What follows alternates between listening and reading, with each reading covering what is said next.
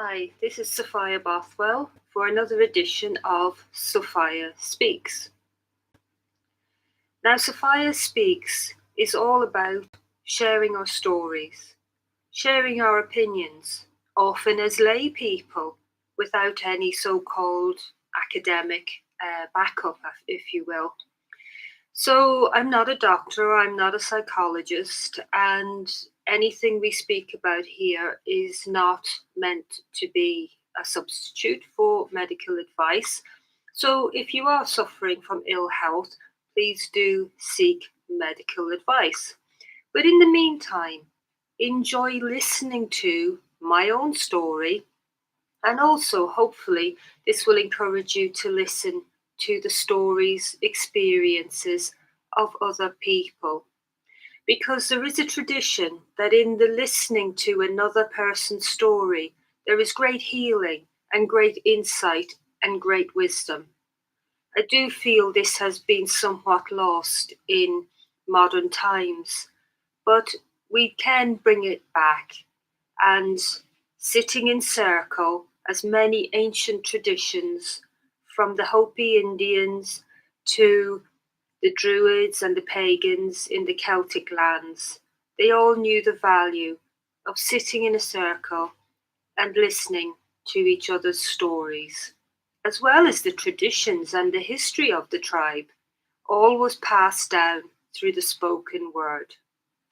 So, my own story, it started really when I overcame my eating disorder. The experiences that I had started to have much more meaning as I had much more awareness and control over my life, as it were. So, what gave me the ability to write about healing your eating habit? These are my books in front of you: Healing the Eating Habit, True Slimness, my biography, My Life, My Way, and the small book, Simply Full. So, what gave me the idea to write about my experiences in healing my own eating habit was the fact that at 13, what started as a diet had escalated over 5 years into a set pattern of binge eating and eventually bulimia. Now, I knew something was drastically wrong with my eating habits, and no diet I tried could help me. In fact, the diets seemed to perpetuate the problem, that nasty cycle of being on a diet and then finally breaking it, usually after a matter of days, and just binging on all those foods that I was not allowed to eat on the diet. Now, I wasn't a particularly big or fat young woman, by no means, but by some happenstance, I got sucked into that whole mentality of being slimmer and wanting to be slimmer. And we all unconsciously, to a certain extent, are exposed to these messages of, well, my life would be better if I was slimmer, or people would approve of me if I was slimmer, especially if parents make comments of, oh, you're fat. And we often hear that from parents whose children or adult children are not even particularly overweight. And that was my own instance. So that really further added to the confusion, because I think I thought that my own size and shape was perfectly okay until I absorbed these messages and decided, okay, well, I'll go on a diet. And then the ensuing horror story began. So I was about, maybe a stone and a half overweight by the time I was 18. Now, I was always looking for the next diet, the next fad, the next thing that would be the answer to my weight problems, and also other unconscious issues which I was not aware of, but had that simple thought, oh, my life will be better if I'm slimmer, as most of us are familiar with, consciously or unconsciously, it is there. So I came across a book called Fat is a Feminist Issue. Now, that boldly exclaimed that it was an anti diet book, a non diet method, and this intrigued me.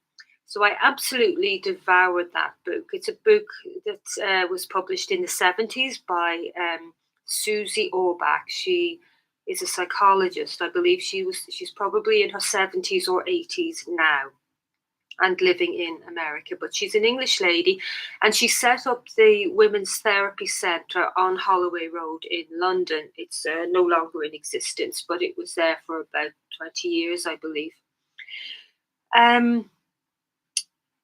So I practiced what it preached. I loved that book. I loved the ideas. I really had an aptitude for this brand of psychology. And it worked. It worked beautifully. Within like a matter of a month, the bulimia went. I had no longer any desire to purge. The bulimia just went. And after 6 months, I was no longer a compulsive eater. Now, to me, that's a relatively quick healing. I was still a bit of a chocoholic, and it took about a year for that to be healed. So I lost the weight in 6 months. I was down to a natural weight for my height. And more importantly, I felt happy with it. I had self acceptance. I had tools to deal with my emotional issues. I knew why I was craving to eat when full, and I dealt with those issues. And as a result of dealing with those issues, I left my family home at the age of 19. And then at the age of 20, I moved with my boyfriend to London, England. And that was a wonderful experience. After some years of working in catering, I wanted to study again and study more in depth rather than just night classes, which I had been doing. So I studied an art class. I did an art class, which I thoroughly enjoyed, but it wasn't quite me. So I then decided to ask myself, what do I enjoy? I was reading a lot of metaphysical, positive thinking type books, Norman Vincent Peale, Catherine Ponder, the great classics. And I thought, well, yeah, I really enjoyed psychology, but don't you have to have a PhD to be a therapist? So I started inquiring in London at the time and contacted the Women's Therapy Centre about specialising in some way and being of help in the field of healing eating disorders. So they invited me to sit in on a 9-month self-help support group for compulsive eating women as part of a training for me to go on and set up my own self-help support groups. This I did and I thoroughly enjoyed, and then set up my own self-help support groups for compulsive eating women in Violet Hill Studios in St John's Wood in London. Wonderful little healing studios. I do believe they're still there. I no longer work there, as that is some 30 years ago. My journey continued because what gets you healed keeps you healed in the realm of eating disorder recovery. So you heal your issues around food through this 3-point program, which is eating when hungry and stopping when full, resolving the emotional issues that would cause you to crave food when full, and raising self-acceptance. So that becomes a set pattern in your life and how you live your life. So you are constantly just consciously aware of what you're dealing with, what's going on for you, major and minor traumas, and how they're affecting your life. You're very aware of your likes and dislikes, and you move forward in life, taking them into account.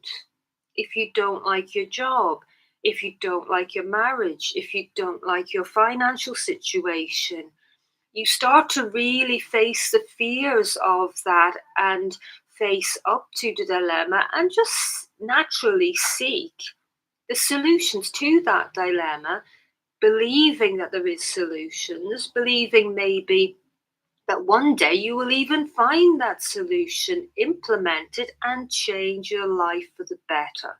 So this ties in a lot with my positive thinking background and my studies in metaphysics, the works of the likes of Louise Hay, etc., etc.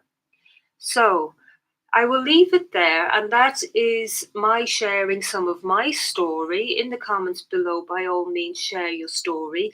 I am doing online self-help support groups at the moment, which you can contact me about for more information and for booking.